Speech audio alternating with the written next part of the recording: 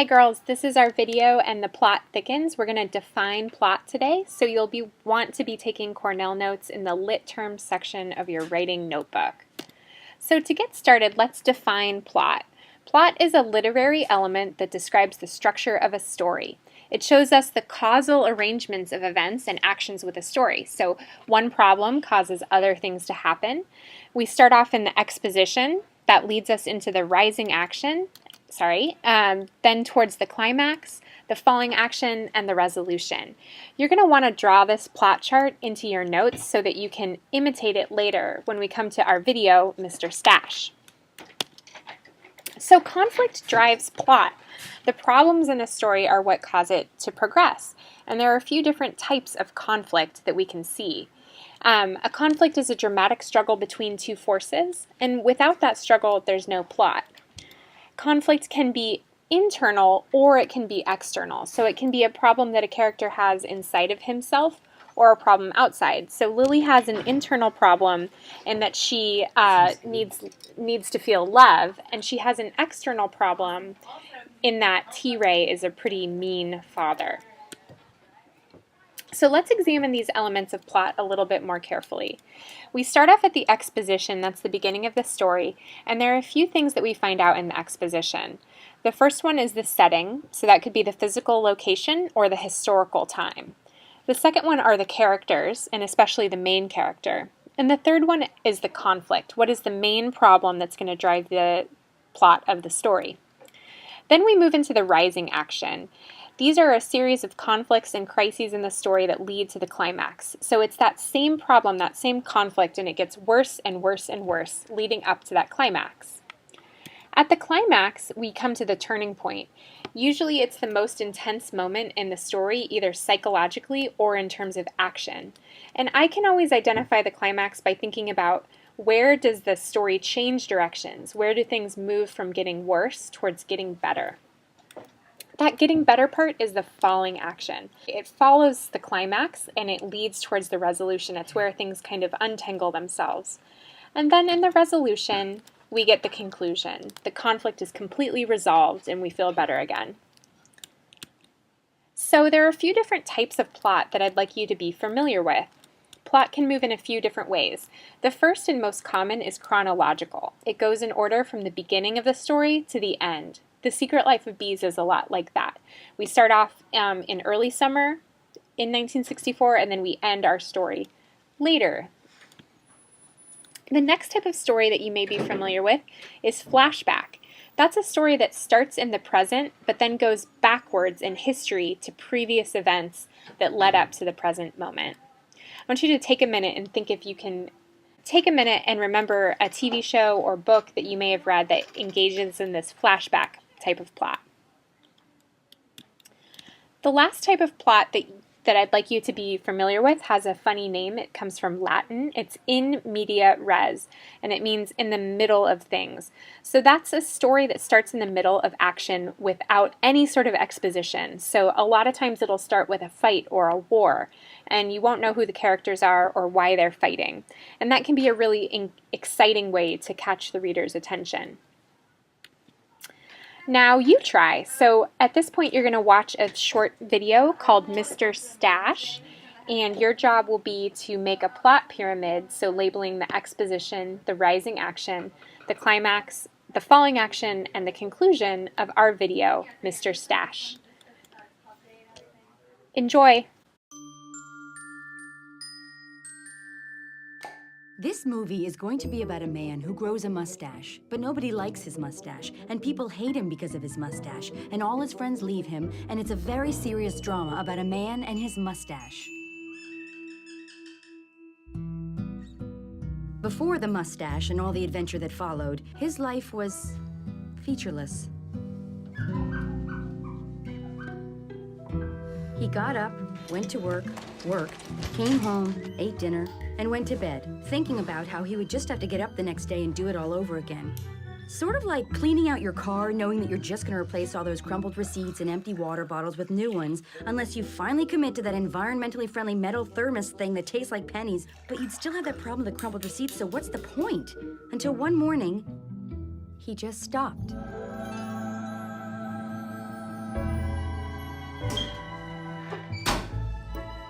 He stopped the next day, too. And the day after that. And the day after that. And on, and before he knew it, he had a proper lip sweater. But everybody thought it was weird. His coworker didn't get it, saying, "Are you for real?" And his friends definitely didn't get it, saying, "Are you for real?" And his mother and his 3 sisters for sure didn't get it, saying, "Are you for real?" But he didn't care that they thought he looked like Smokey or the Bandit, or that people wondered if he was doing it for cancer, or why he didn't just rock a full Grizzly Adams beard, because deep down, he always felt like he had an inner mustache, and now it was on the outside, where it made way more sense. So he decided to seek out a new circle of friends who liked mustaches, maybe even had mustaches of their own. But the truckers thought his mustache was too puny.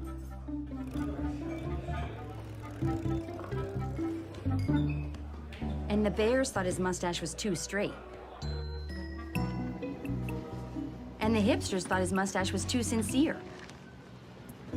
Our facial hair is ironic. Yours is for real.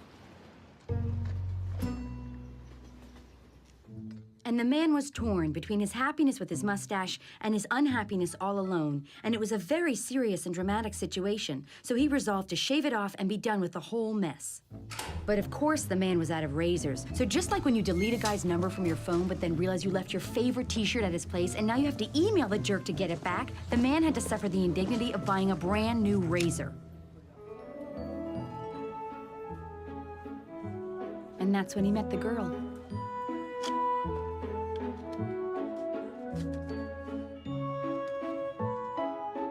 And when she said, "Your mustache is just right," what she really meant was that she thought he was just right.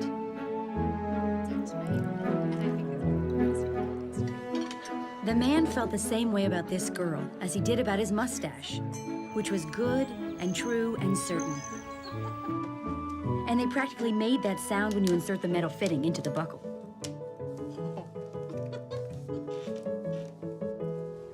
And best of all, being with her gave the man the courage and confidence to wear his inner mustache on the outside, where it made way more sense. So then they were married, and everything was wonderful.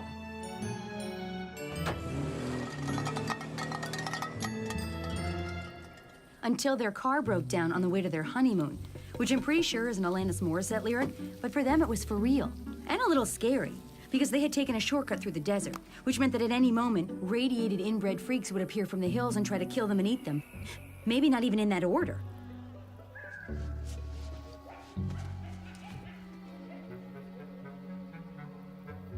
So the first night they slept in the car, which he thought was very romantic, but she was very anxious.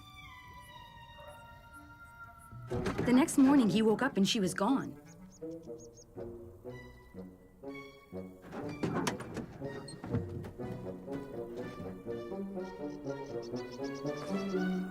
But then he found her. She was just outside, but she seemed distant.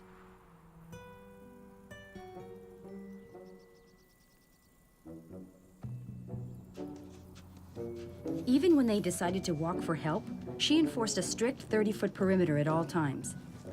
If he sped up, she sped up. When he slowed down, she slowed down. It was like he'd married a stranger, or someone with a severe communicable disease. The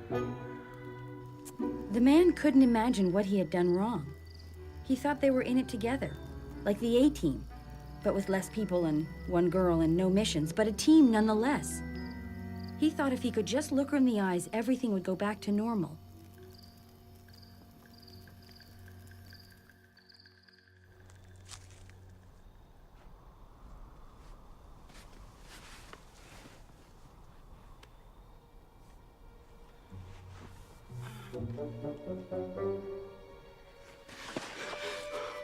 The girl was so ashamed and embarrassed, and most of all, afraid he wouldn't love her anymore now that he knew her dark, ugly secret. It's okay for you to have one, but not me. It was a very serious and dramatic situation.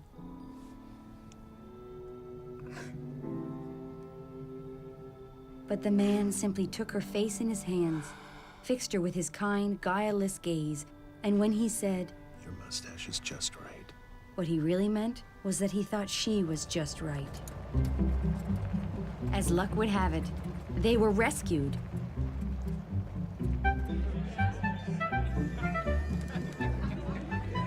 And all the people who once rejected the man for his mustache forgot all about their prejudice. And they even decided to grow mustaches of their own. Some with more success than others. And people even thought it was kind of exotic that the girl had grown her own mustache. Kind of. But the man loved her mustache and wanted her to keep it, and so she did. And they accepted each other totally and completely, and for real. And they were a team of two,